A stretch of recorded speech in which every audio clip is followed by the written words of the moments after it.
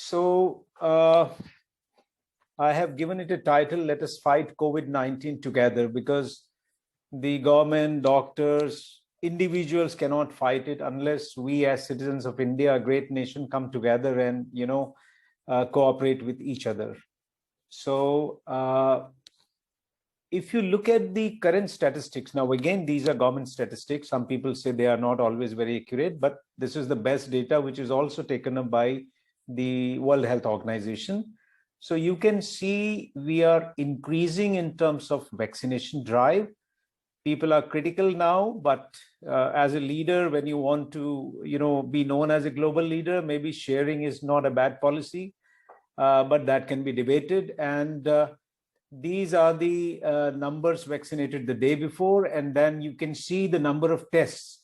So this is increasing, and on May 2, these were the number of samples tested, the RT-PCRs that were done.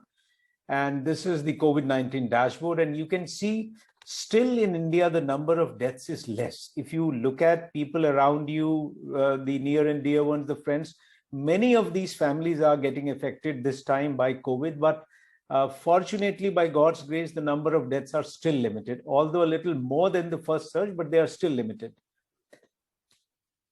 You can see how it all happened. So you can see this is when the spread started from Wuhan, from China, and this is last year. And this is what the graph looked like.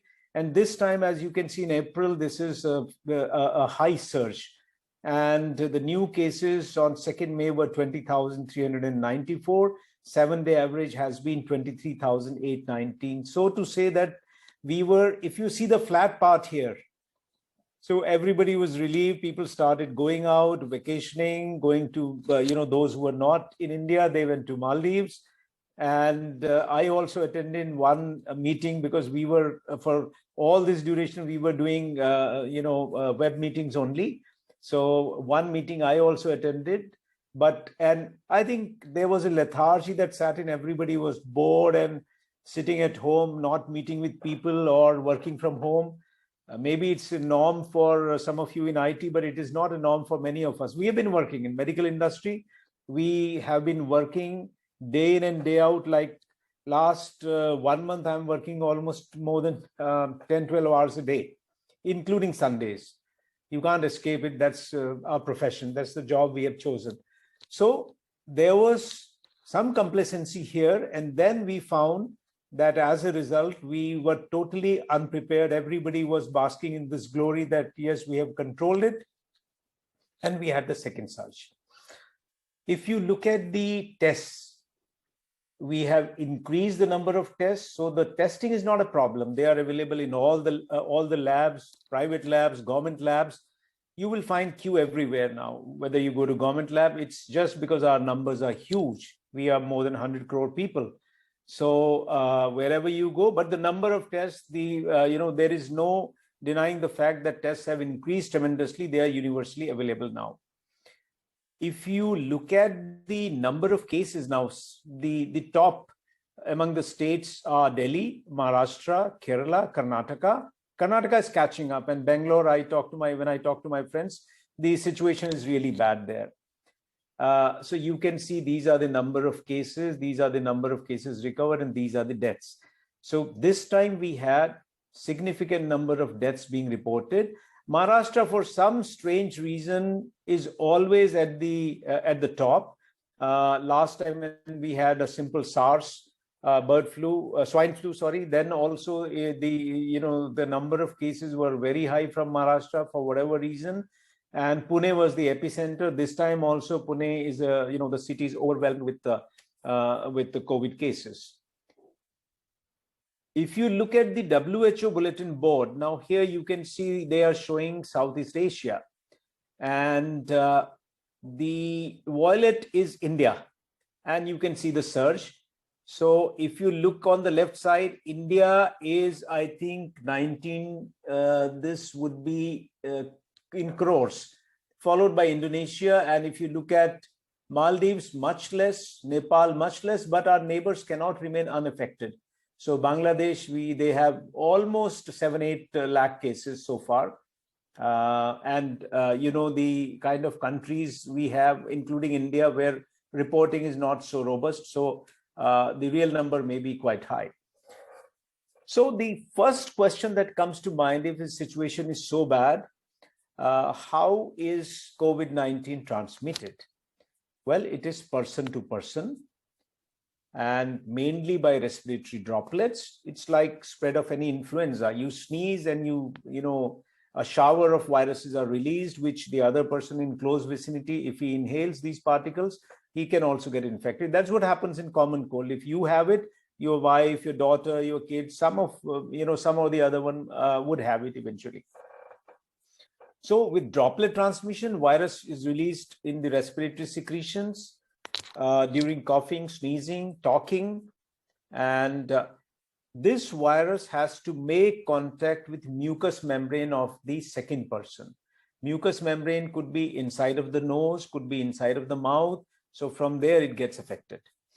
And it also can occur by fomites. Fomites are concentration of viruses on surfaces, contaminated surfaces. So when a person who is unaffected touches a contaminated surface, then touches his or her eyes, nose, or mouth, then then he can get affected. Normally, the droplets do not travel more than 6 feet, about 2 meters. That's why they said, 6 feet ka ya 2 meter ka duri banaiye, the slogan. These days, some of the evidence that is coming up in science is suggesting that it could also be airborne. Now, if it is airborne, then it may cover a large area. So this will have an impact because airborne can spread through your air conditioning HVAC systems in closed compartments like the aeroplane, the train compartment. So really this time the transmissibility is much, much higher. So when we look at the incubation period, suppose I get affected, when would I start showing the symptoms? This is called the incubation period. It's generally within 2 weeks time following the exposure. Exposure means you come in contact with somebody.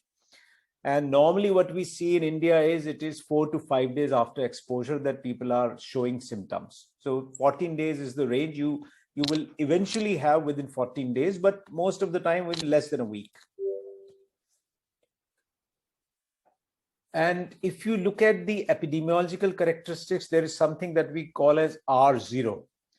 R0 is low. Still the transmissibility is low, but this is from data from the first surge when it spread from China. The attack rate in the community in China during the first Wuhan outbreak was 30 to 40%, and R0 was low, 2 to 4. Case fatality rate was 1.5% in USA, 3.4% in Italy. Overall, worldwide incubation time was found to be 3 to 14 days, but people continue to shed the virus for a median of 20 days. Now, this is very important. That means if somebody is positive and somebody is asymptomatic or symptomatic, but later becomes better, studies have shown that they may continue to be infective for 3 weeks. It takes, after 4 weeks, nobody remains infective anymore. But 3 weeks is the median time, and then by 4 weeks, people are non-infective. But before that, you may still be able to transmit infection. So the preventive measures like wearing a mask is mandatory even after you have recovered. Not for yourself, but for others. So it's very important that we maintain this discipline. Now we are hearing a lot about the variants, and just a sec, let me bring it down. Yeah. So if you look at the variants, we had the UK variant, and the UK variant somewhere around November, December, people were talking about it. It was more transmissible than the wild type virus because the initial Wuhan virus was thought to have come from the bats. And this also causes severe illness. The government of India was monitoring for this virus, UK strain, at the airports for all flights who were coming from outside. Then we got another, variant, which was called the South African variant. And it quickly became a dominating strain. And this was also more transmissible than the original wild type. So these were because of mutation in the original virus. And there was concern that it evades the immune response. That means our ability to counter these by evoking an immune response is not there for this virus. It will not provoke such a kind of response. And there is no evidence to suggest that it impacts disease severity. So disease severity may still be the same. Then there was another variant which was identified in Japanese travelers from Brazil, again, late 2020, and basically from Amazonas state of Brazil. And this variant they found had several mutations, not one, but multiple mutations. And it had the potential to increase transmissibility and impact the immunity.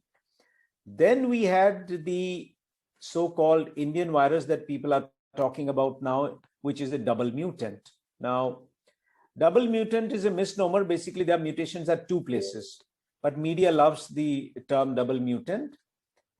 And this carries two known mutations at two different positions in the spike protein.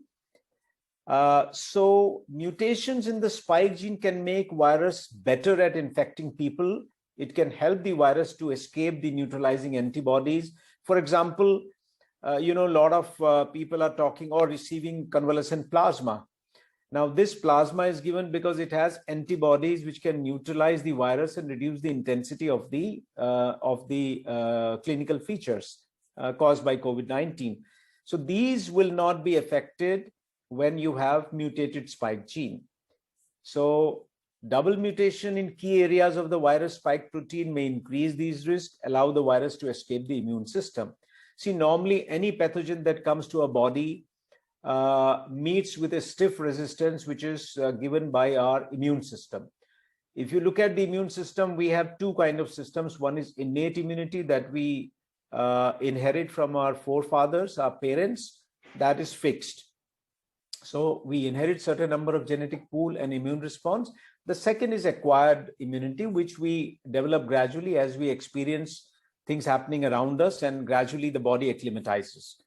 So this immunity will, try to counter the effect of the pathogen or the invader. Now, these double mutation means the body is not able to understand and is not able to mount that fight against this, invasion.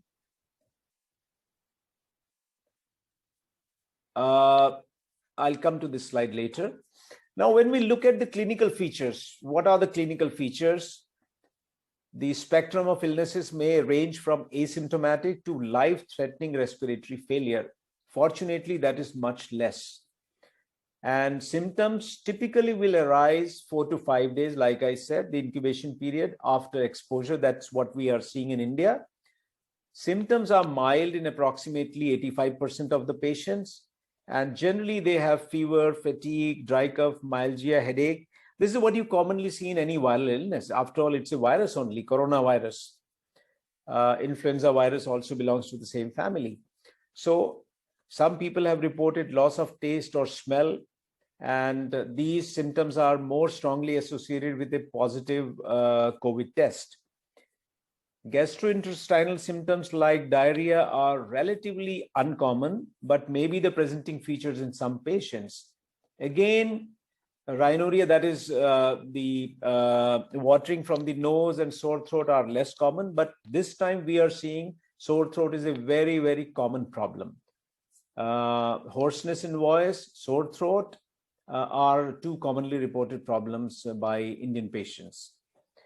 Then we have breathlessness. Now, this is a very, very important sign.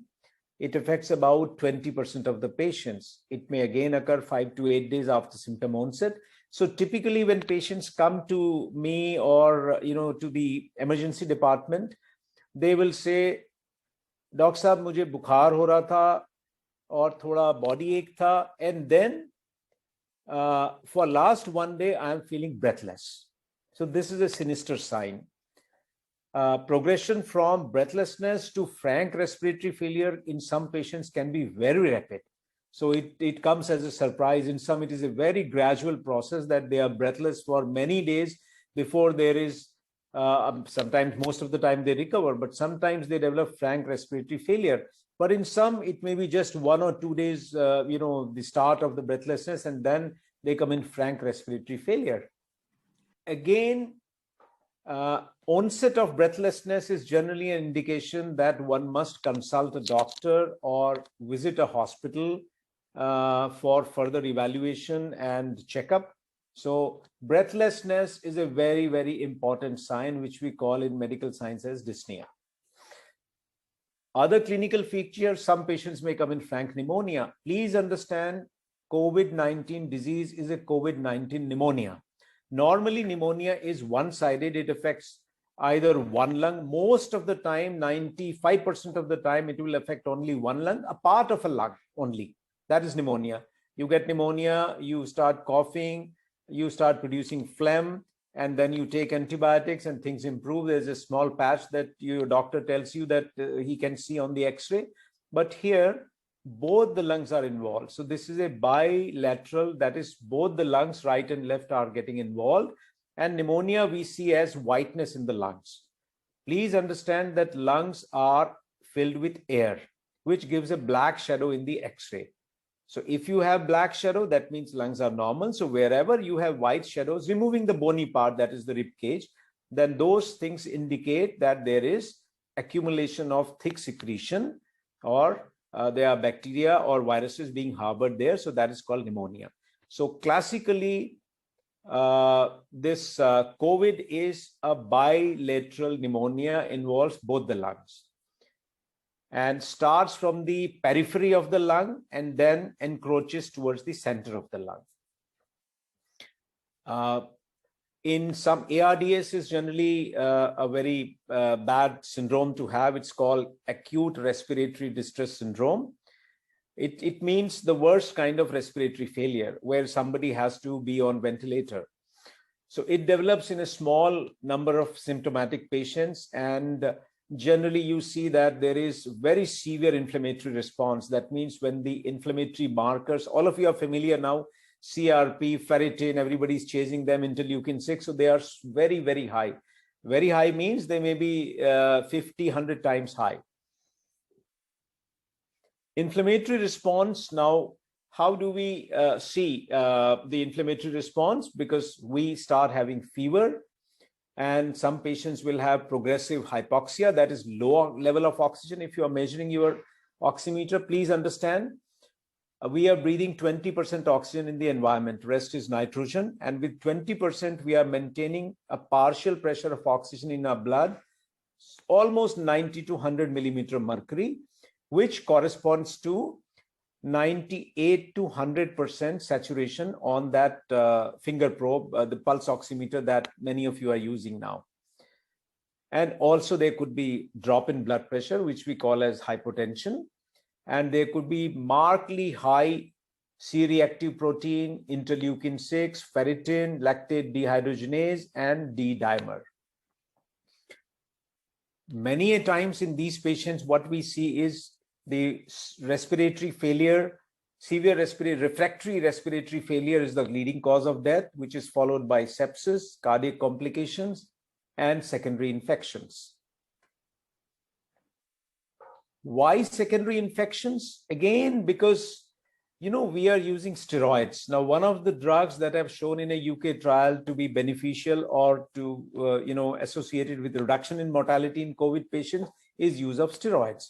But steroids also predispose the human body to secondary infections. So it becomes a concern, especially after second week or so. There is a concern about not only bacterial infections, but also about fungal infections, which most of the physicians cover when they have patients admitted in the hospitals. Case fatality rate has been 2 to 3%, but this is our previous search. So this time we'll have to see what is the case fatality rate. Varies widely by age, and elderly, it may be high compared to younger people. In those who recover from COVID, severe COVID, illness can be prolonged, lasting approximately 2 weeks in those with mild disease, 3 to 6 weeks in those with severe disease. Now, what does that mean?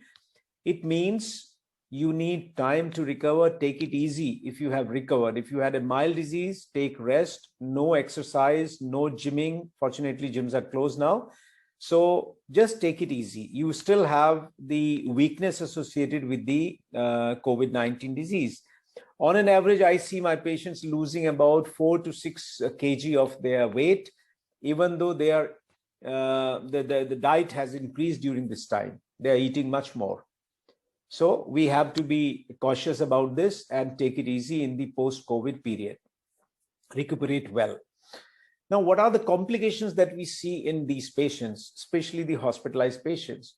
We can see something like a heart attack or a myocardial infarction, MI. Now, in heart attack, we have the heart enzymes are high, something we call as cardiac troponin that is increased. We see that increased cardiac troponin or marker for heart attack in 10 to 30% of hospitalized patients, but it is not heart attack here in COVID. It is COVID virus affecting the heart, causing a similar kind of condition. It is not because of blockage of coronary artery. It is because of the COVID impact on the heart. So the signs and symptoms, typical signs and symptoms of heart attack may not be there, but we find that the enzymes are high, which really mimic the heart attack or the myocardial infarction. It may also be these levels of these enzymes, troponins may be high. We do troponin I. They indicate stress, cardiomyopathy, that is heart's pumping action is affected. It is not able to pump effectively because of the stress, because of the low level of oxygen, because of viral inflammation, infection of the heart, and more stress on the right side of the heart. And also there could be, other systemic inflammatory response. So other things that we see, heart failure, like I have 2-3 patients who are in frank heart failure. They can develop abnormal heart rhythms. Those of you who are using the iWatches, Apple iWatches, they know that they can monitor. It's licensed to be used for one arrhythmia, that is atrial fibrillation. So that is an abnormal heart rhythm. So these patients are prone to have these kind of abnormal rhythms. And then there is clotting both in the veins and in the arteries can increase. And there is a risk of venous thrombosis, that is clotting in the legs. And also these clots can go in the lungs, and there could be clotting in the microvasculature of the lung itself, which some of the autopsy studies have shown. So that people say, the pathologists are saying could be the reason why the lungs fail, because they are, micro clots, they are deposited in the lung vessels, capillary vessels. And because there could be clotting in the arteries also. Arteries are the vessels that carry pure blood. Venous are the ones that carry the dark blood or the impure blood. So it may precipitate stroke or frank heart attack, or a limb may lose its blood supply. It may become black. It may become ischemic. So these are all the known problems. Now, certain patients are more prone. They will have a higher risk for complications. These are patients who have other problems. For example, patients with cancer, previous stroke, or those who are on dialysis or have chronic kidney disease, patients who have chronic lung disease, whether it is interstitial lung disease or some other pulmonary fibrosis. See, if somebody has a background of pulmonary disease, it makes the diagnosis and interpretation of X-ray and CT scan also very difficult, because there is a pre-existing loss of lung function in these patients. So on top of that, the COVID-related loss of lung function is super added. So the quantification, the contribution of the pre-existing lung disease and the new viral infection is difficult to estimate. Diabetics are, because it's a immunosuppressive disease, so they are more at risk. Down syndrome, then heart conditions, those who have cardiomyopathies, heart failure, or coronary artery disease, for which you take statins, aspirin, clopidogrel, etc., those drugs.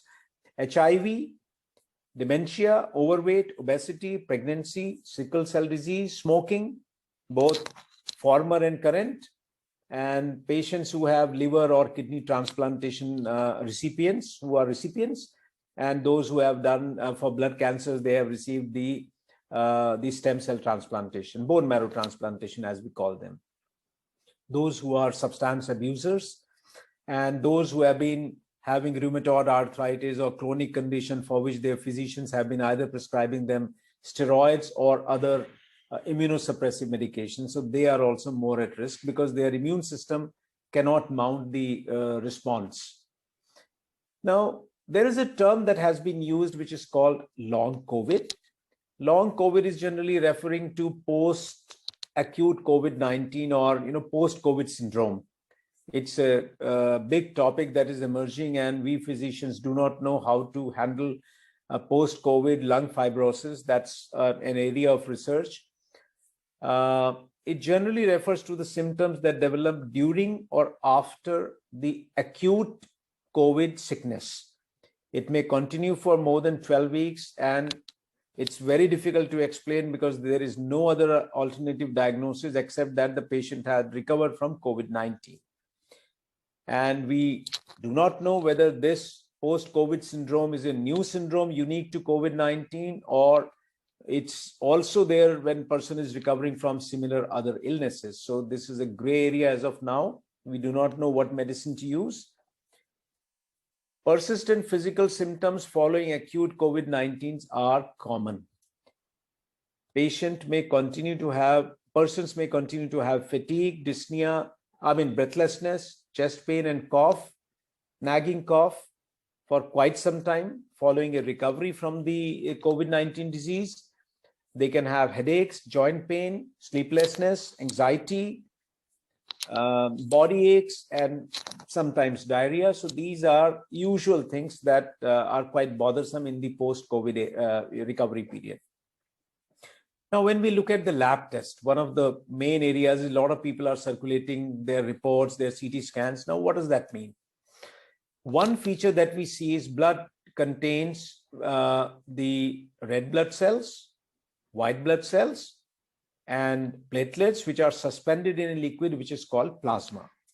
So one of the components of white blood cells is lymphocytes.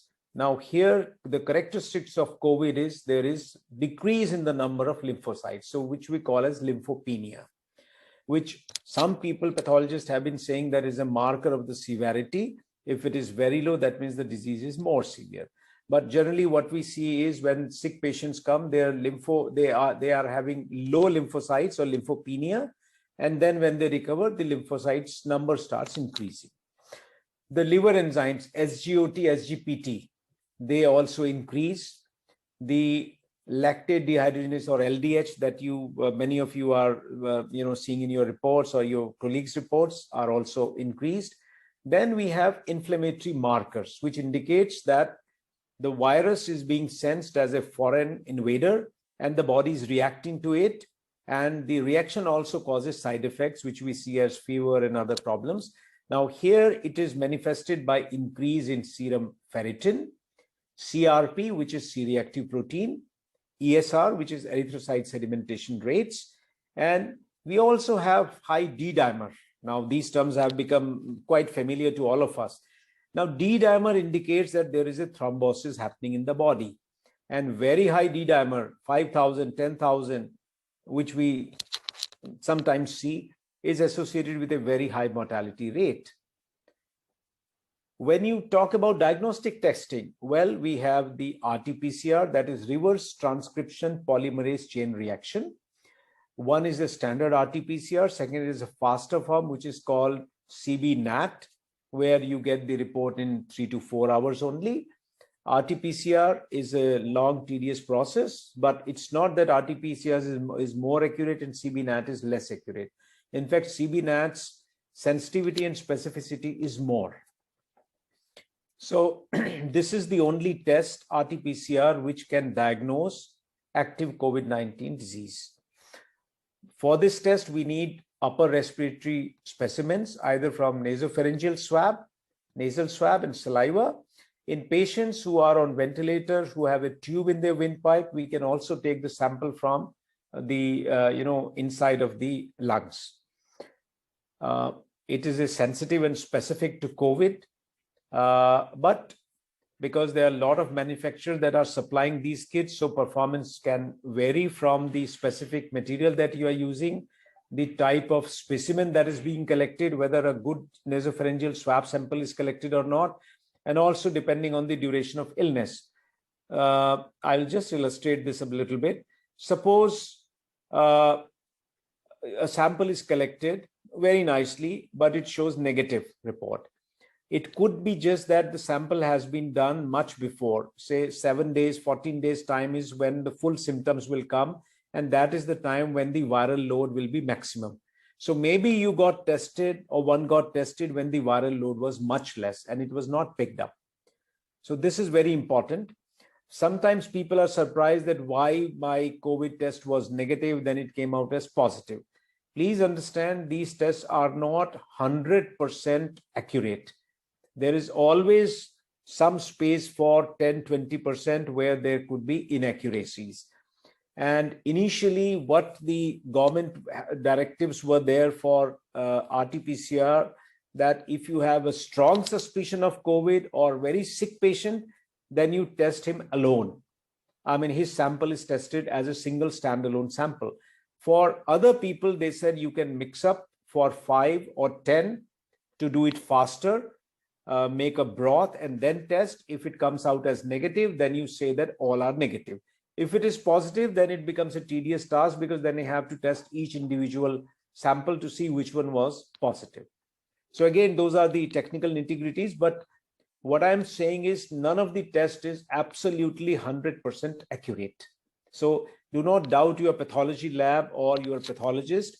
It could just be that the sample was not good, or the sample was inadequate, or you were not shedding enough virus during that time.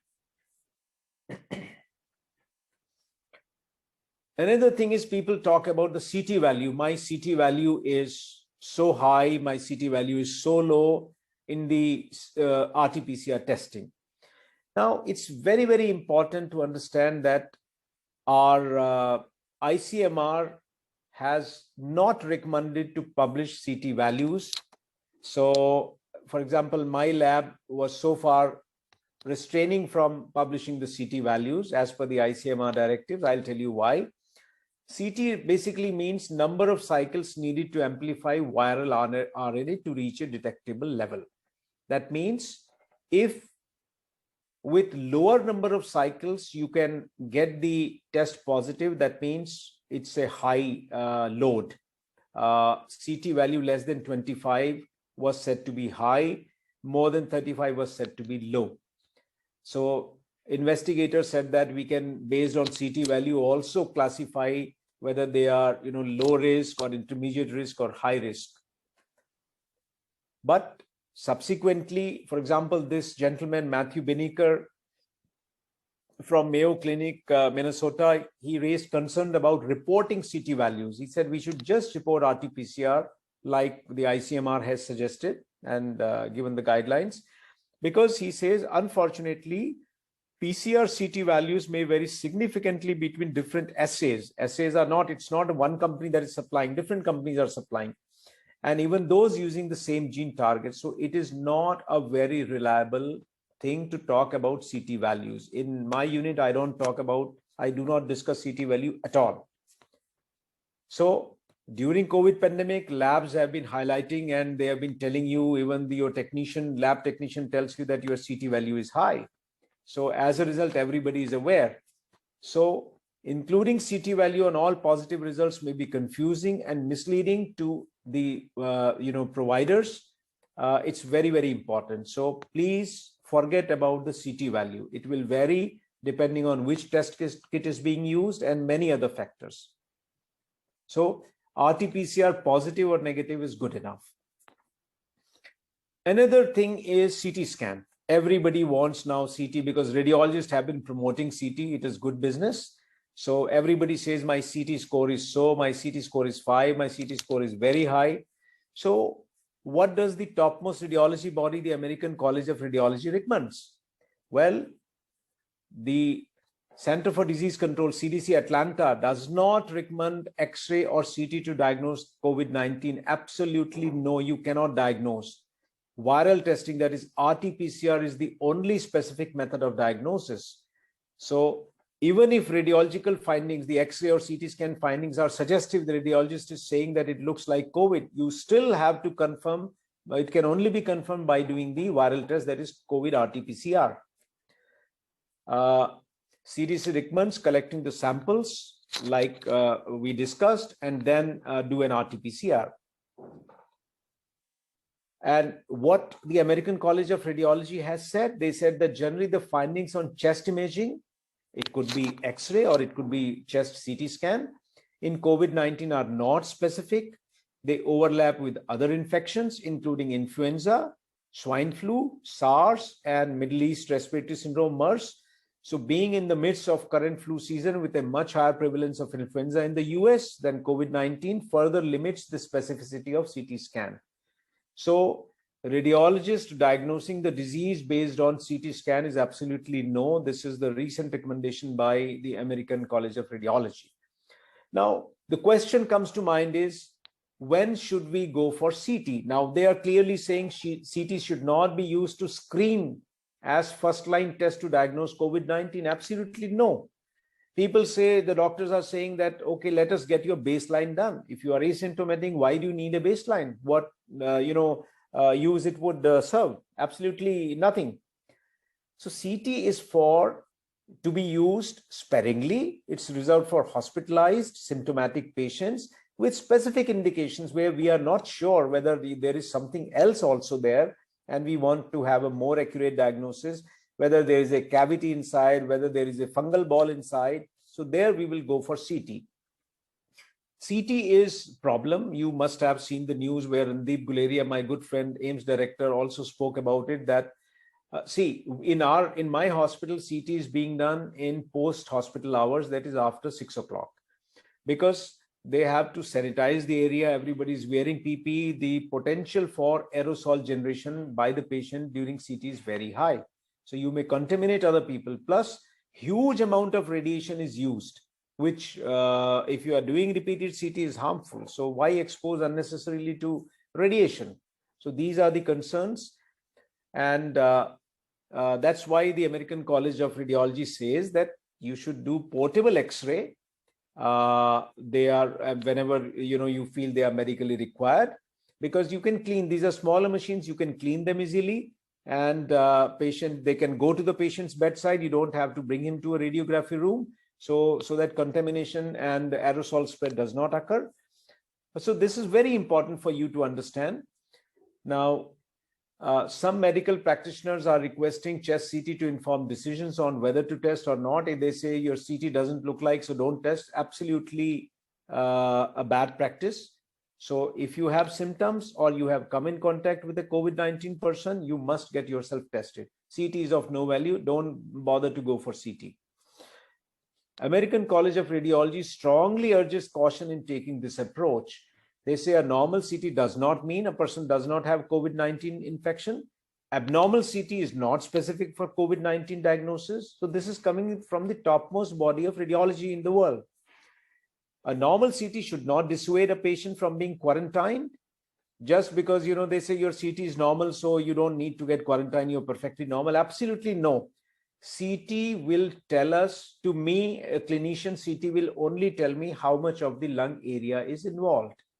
Now, if my patient has no symptoms, I'm not treating the CT, I'm treating the clinical problem of the patient. So CT is extra pair of eyes that are useful for the clinician.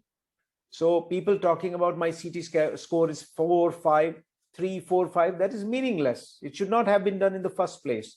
Plus, also understand that when the patient becomes sick, when the patient is on ventilator, when the patient is on 80, 90, 100% oxygen, it is not possible, it is not safe to take him for CT scan.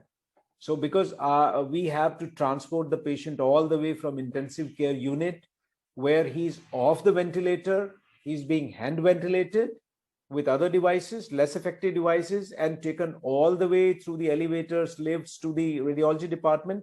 And there is a huge risk of, disconnection, loss of life, or blood pressure falling down. So it is not advisable. It can be done in patients who are stable, but there also if there is a need. So this is very, very important point that I want to emphasize. Another important thing is, one of the simple things is how to assess breathlessness. Now, this is very important. One must focus on the activities that one was able to do previously without any difficulty. For example, you were able to climb two flight of stairs without, being breathless. But now with one flight of stairs only, you are becoming breathless. So that's a change. And you must also see whether it has gotten worse over last 1, 2, or 3 days. When did you start noticing it? Are you breathing harder or faster than usual when sitting still? Can you no longer do your usual household activities due to shortness of breath? Does walking cause you to feel dizzy? So these are important questions. Breathlessness could be mild, where the breathlessness is not interfering with daily activities. It could be moderate breathlessness, where it limits the activities. For example, you are not able to walk up without needing to rest in between flight of stairs, or it interferes with meal preparations or light housekeeping tasks. It could be severe breathlessness, where you are feeling breathless at rest when you are lying down on the bed or on a chair. You are unable to speak complete sentences. You have to take many pauses. It interferes with basic activities like toileting, dressing. So this indicates that your breathlessness is severe. And for any patient, if you have, like these days, everybody has a pulse oximeter, finger probe. If oxygen saturation is less than 94% on room air, that means an evaluation is required. For persons who have an oxygen saturation more than 95% on room air, the decision will depend on other features. For example, whether it is mild breathlessness or moderate breathlessness, whether the person has hypertension, blood pressure, or coronary artery disease, or other chronic renal disease or chronic lung disease, comorbid factors, and also assessment of the overall acuity. Now, how do we assess? Well, in addition to the breathlessness, other things that we can look for is, are you feeling dizzy? Are you feeling, are you having a low blood pressure when you take your BP? It's called hypotension. Are you lethargic, confused? Is your behavior changing now? You're more irritable, less responsive. You have difficulty in rousing. You have dizziness, falls, etc. Or, your friends tell us that your fingers are appearing blue, your nail beds are appearing blue, or you feel that you are passing less urine than normal. So these are some of the signs which tell us that, this could be a serious matter. Now, when would one visit the emergency department for evaluation? Well, if you have severe breathlessness, you are breathless at rest, you can't speak in complete sentences, you must go and get yourself evaluated. Your oxygen saturation on room air is less than 90%. You must go and get yourself checked. You are confused. Your behavior has changed. You are fighting at home because of the low oxygen in your brain. There's difficulty in rousing, and you are having falls, or because your blood pressure is low, less urine output, or chest pain, etc. So these are alarming signs which should prompt us to look for a doctor consult in the emergency department. When I say emergency departments, that means we don't wait for the next day regular OPD appointment. We go immediately. Is there a way to distinguish COVID-19 from any other flu-like illness? Well, unfortunately, no. They all have similar symptoms. If you have common cold, symptoms are same. You have runny nose, and you have a mild fever, body ache, lethargy, etc. Sometimes muscle pain. So these are common. Clinical features overlap substantially with influenza and other respiratory viral illnesses. There is no way we can distinguish without testing. So if someone says, no, this is my common cold, it cannot be COVID-19, well, we can't distinguish it medically unless we test. So in this COVID season, any such feature which suggests an acute viral illness should prompt the RT-PCR testing. Another thing is convalescent plasma. A lot of people are talking about, people are running here and there to get donors, paying hefty amount to the donors. Now, convalescent plasma means somebody who had the COVID-19 disease, he has recovered completely, and he has protective antibodies in his blood, circulating in the blood, the same thing that the vaccine will do. And when we take the plasma from this patient and inject into an actively diseased COVID-19 patients, these antibodies will act against the virus and reduce the intensity of the disease. That is the purpose of convalescent plasma. But again, look at the line high titer convalescent plasma. That means we must monitor the antibody titer. It should be high. Now, nobody in India is monitoring the antibody titer in the donor's plasma. Just because you had a disease and you have become better, you are an eligible donor, they are taking the plasma, giving it to without testing for antibodies levels. So that is again, some food for thought. And international recommendations are that it should be given early to high risk population. For example, elderly, more than 75 years, more than 65 years, which have one or more comorbid conditions like hypertension, COPD, diabetics, which are on insulin or other anti-diabetic medications, those who have heart disease, kidney disease, those who are very obese. And they say that the time when we have to give convalescent plasma has a short window. Ideally, from symptom onset, we should give it within 72 hours. So if somebody is asking you after a week or 2 weeks, it's meaningless. And another very important thing about convalescent plasma is, lot of studies have been done. There is a group in UK, they are doing multiple trials. It's called, the trials are commonly given the name recovery trials. So they were the first ones who said that steroids are beneficial, and they now recently looked at the role of convalescent plasma. So multicentric study from UK, they found it does not give any benefit. So if you ask me, if somebody comes, I don't disappoint them. I said, okay, fine, you believe that convalescent plasma will help your patient, so please go ahead and get it. On my own, if somebody asks for my medical opinion, I say it doesn't help. So it will help those in very mild patients, which are possibly in the ward, not very sick patients, which I'm dealing with. So there is no solid evidence available that convalescent plasma is beneficial. Next important thing is about some of the drugs. All of you, those who know friends who got affected with COVID-19, oral ivermectin or favipiravir, these are the drugs that are being recommended. Please understand, they may or may not be effective against COVID-19. They are believed to be started early on. They can reduce the spread of the virus or multiplication of the virus, but there are no scientific evidence suggesting that these drugs are effective. They are in India because health is a state subject. So ivermectin finds a mention in UP guidelines, Assam guidelines, and favipiravir. Similarly, a lot of these products are being pushed by the industry because people are frustrated. There is no treatment choices available, options available. So physicians are also using and prescribing these drugs. I will not say that your doctor is wrong in prescribing these drugs, but they are not specifically anti-COVID medications. But, when you have nothing specific available, which is anti-COVID medication, then possibly there is no harm in taking these medicines. So I'll leave it to the discretion of your physician. I personally don't have any faith in these two medicines.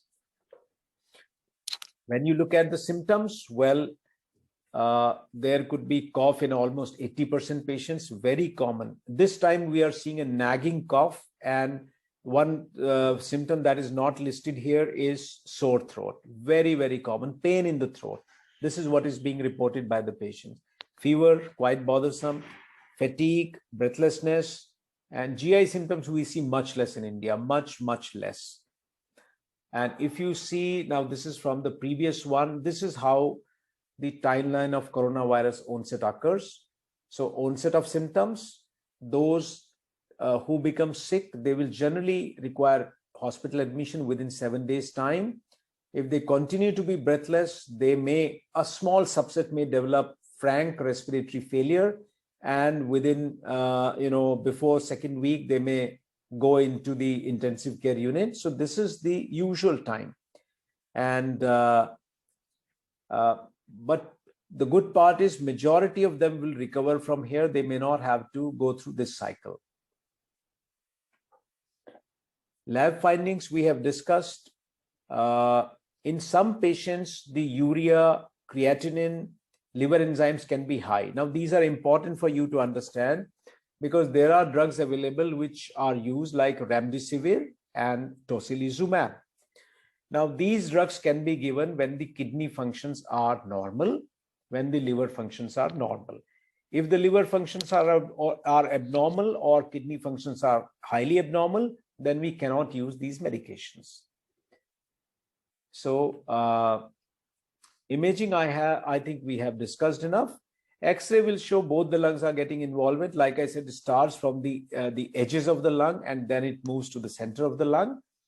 And we also use ultrasound, lung ultrasound in our practice in the intensive care units because CT, I told you why we can't use.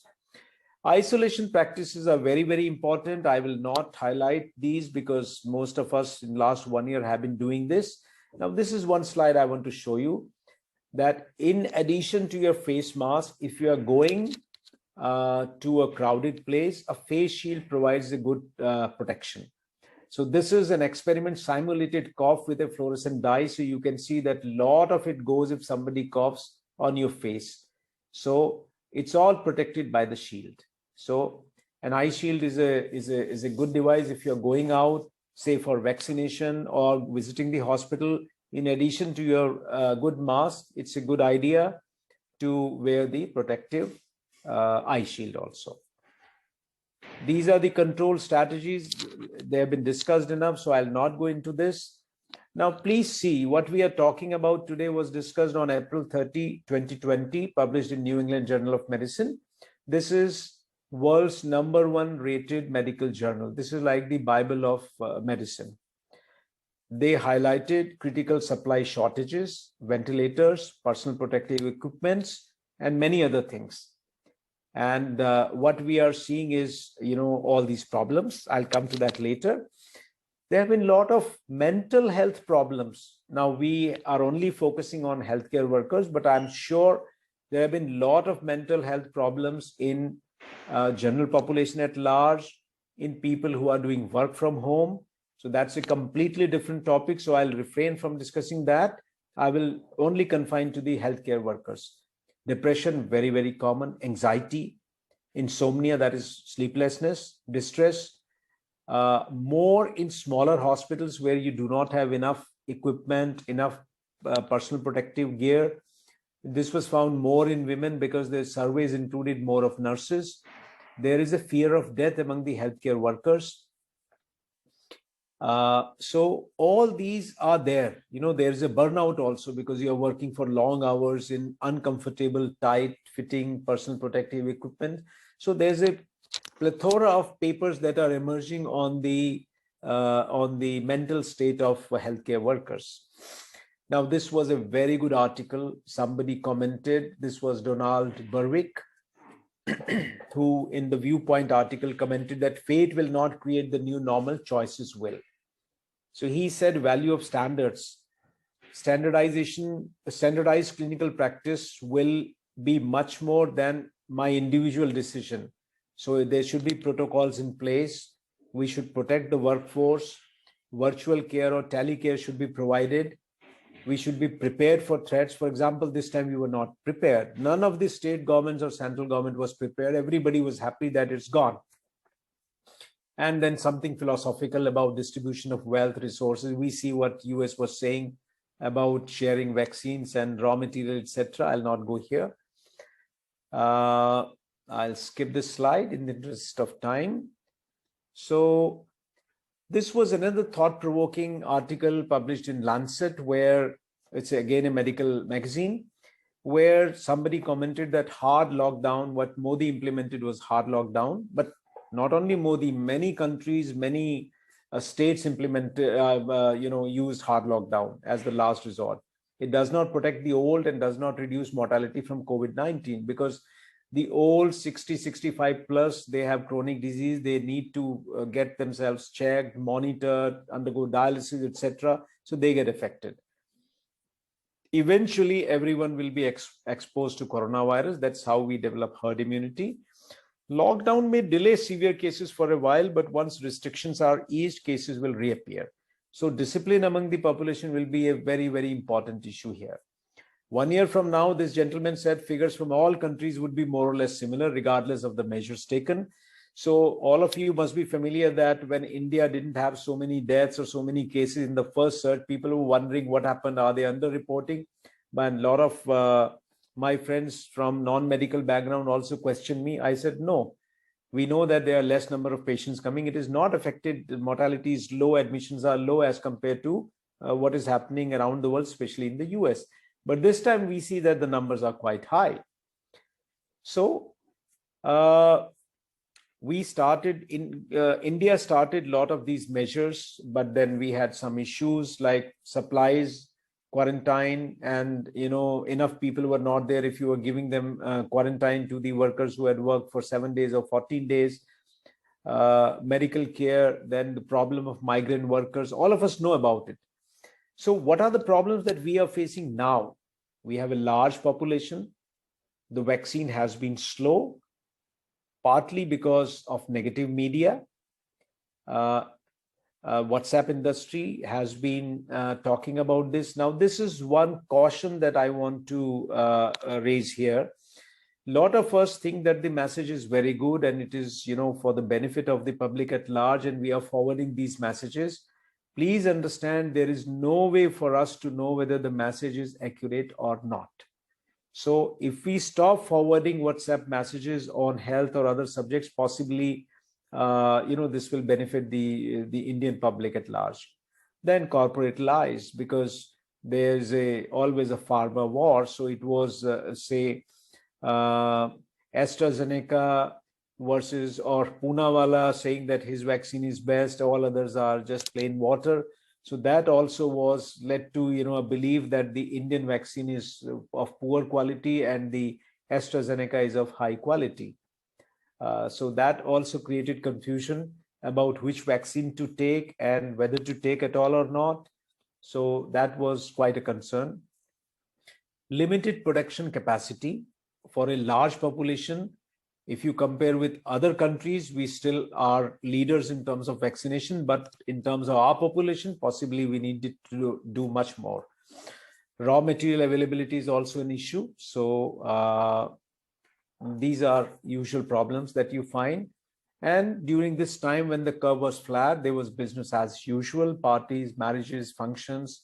The discipline among the citizens was poor. There was poor monitoring by the agencies who were supposed to do this job. There was burnout and lethargy among the police workers, healthcare work administrators, government functionaries. So there was sort of, policy lethargy here. Thak gaye the log, possibly. They did not believe that second surge will come like this. And we are facing an acute shortage of equipment, beds, space, oxygen, nurses, doctors. It's not that we didn't have these. We have plenty. But we were not prepared for the number of patients that we are getting now. So all my ventilators are in use. I'm refusing any critical patients because I don't have the ventilators. Beds, okay, I can put somebody on a mattress on a floor, but where do I get the oxygen? Where do I get the equipment? Oxygen was not a problem. See, a lot of media has been highlighting about oxygen, about state versus center.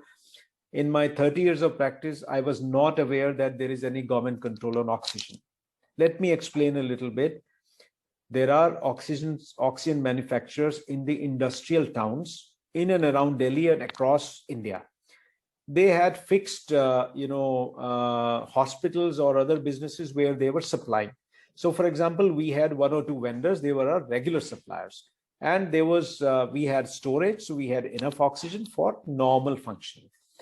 Now, when all the patients, say I have 300 something COVID patients, if all of them are consuming high amount of oxygen, that hospital was not built up for that. The pipeline is small in diameter. It cannot carry so much of oxygen to be distributed along every floor. And the capacity of the plant or the supplier to supply so much is not there. So it all was not anticipated. So possibly now is the time to realize that we need much more, resource pool, so that we can increase the production capacity in case of surge. And also there was, now a lot of politicians coming out and saying that this is not being done. If the plant is in Haryana, then they are stopping. They say we'll use it in our state first. So that kind of thing is also happening in India. I do not know. Health should never have been a state subject. That's what I feel now. So this is a problem for which we were not prepared. The magnitude of the problem that we are facing, we were not prepared. Coming to the last part, I'm sure I'm not boring you. Covaxin is the Indian one. This was developed jointly by ICMR and Bharat Biotech. This is a conventional vaccine. Conventional vaccine is you kill the virus, create a vaccine. This cannot cause infection when injected, but it will provoke a protective reflex. The body still senses it as the active agent and will develop antibodies which will be protective against the virus.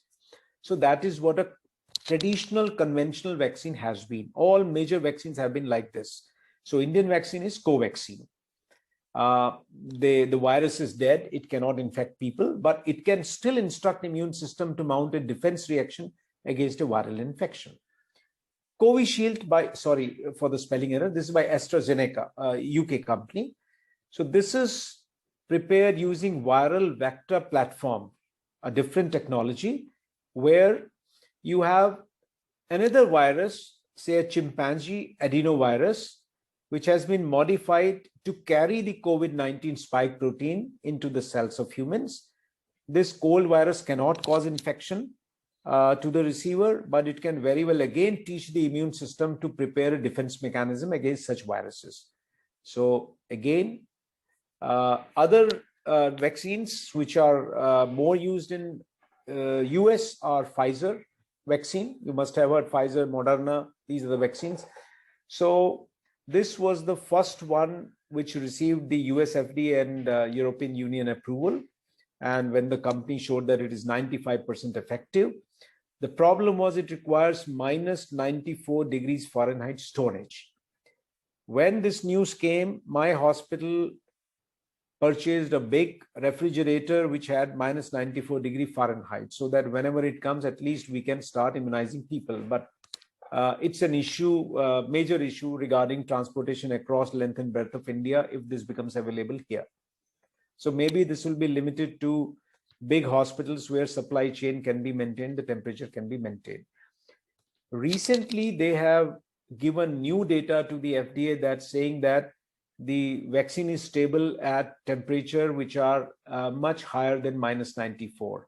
So which can be there in normal pharmaceutical refrigerators and freezers. So the US FDA is yet to act on this information.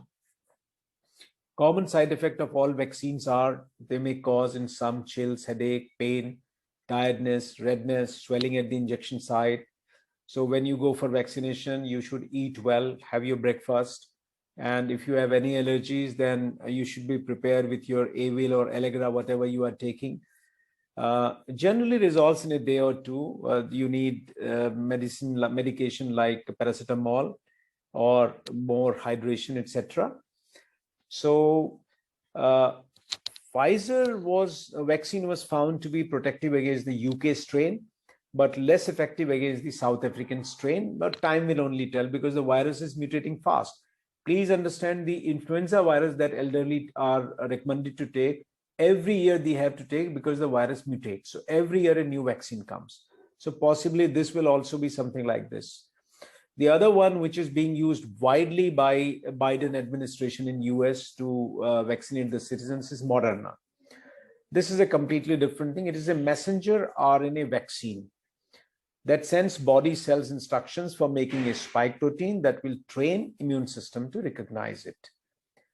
Immune system will attack the spike protein the next time it sees one. So that is how it functions. This is a new technology of making vaccine. Please understand, vaccine making in medical science has been a slow process, very tedious methodological process.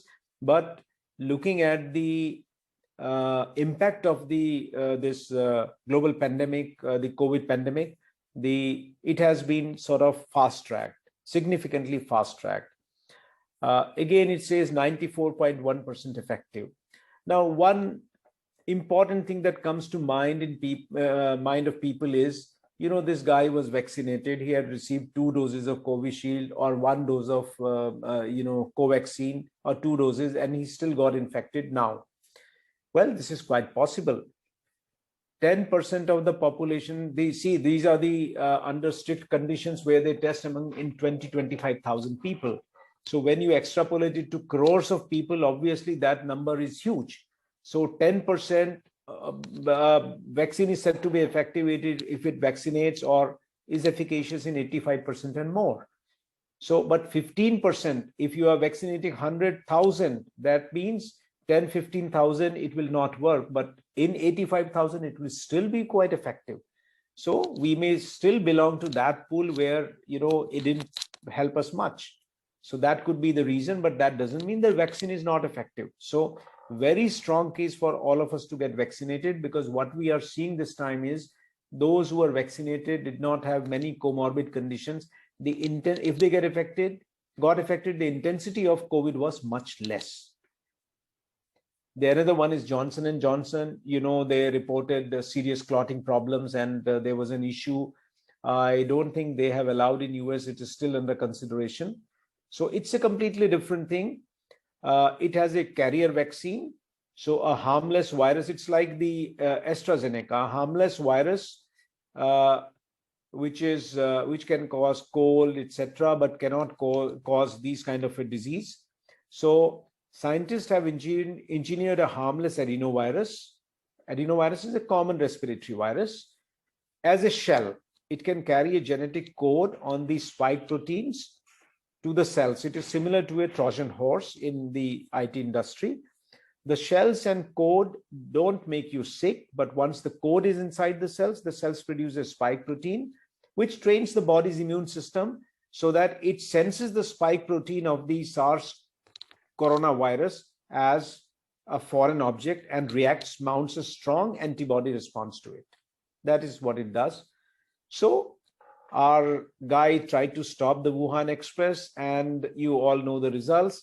We don't want to land up in this situation where, we are back to the primitive days and we have to tell the story to our kids what it was, or grandchildren, what it was like, what life was like before COVID-19. So, ladies and gentlemen, I think together we can defeat COVID, but we have to work, all of us, all strata of society will have to give their bit. Thank you very much. Thank you.